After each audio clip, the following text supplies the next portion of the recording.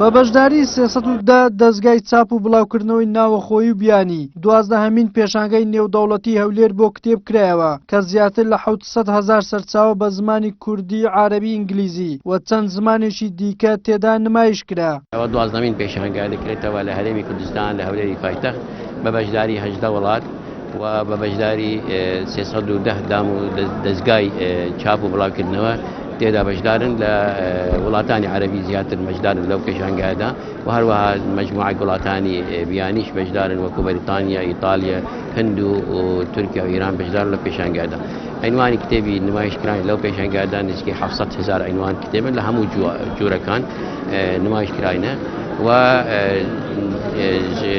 دەستگای چاپ و بڵاوکردنەوەی کوردیش تێدا بەشدارن لەو پێشانگایدا نزیکی 42 دەستگای چاپ و بڵاوکردنەوەی کوردیش بەشدارن لەو پێشانگایدا.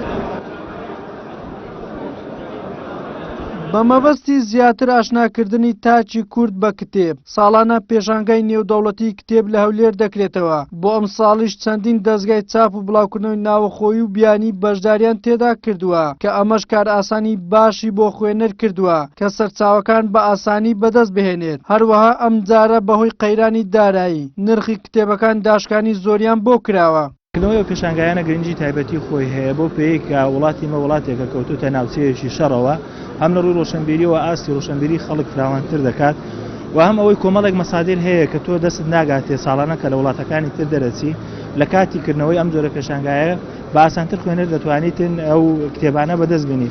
بەڵام ئەمەش بەبێ گرفت نییە، گرفتی خوێنەر بەشەشی پەیوەندی بە داهاتەوە هەیە، بەشەشی پەیوەندی بە ئیستیغلالکردنی دارونەشرەکان هەیە. زۆر کتێبەیە لە وڵاتی خۆیان ئەگەر وەری بگری بە پارەیەکی زۆر هەرزانە، بەڵام کە دێتە ئێرکوانە ئەگەر کتێبەکە لە وڵاتی خۆیان بە 1000 دیناری بریمەر بیتن کە دێتە ئێرکوانە داوای 5,000 و 6,000 دەکات. پێویستە ئێمە کتاب و شتیوا خۆشەویست بکەین لە لای خەڵکی چکە مرۆڤ چۆن لاشە پێویستی بە خۆراک و ئاوا ئەوهاش پێویستی بۆیەکەوە عەقڵی تێر بکا و پڕ بکاتن بە خوێندنەوە. بەڕاستی زۆر وەکو دکتۆر ڕۆنفەقەی دەڵێ کتێب خۆراکە بۆ ڕۆح، یعنی هەند زانایان دەڵێن کتێب هەر ماڵێک کتێبی تێدا نەبی وەکو ژووری بێ پەنجەرە وایە.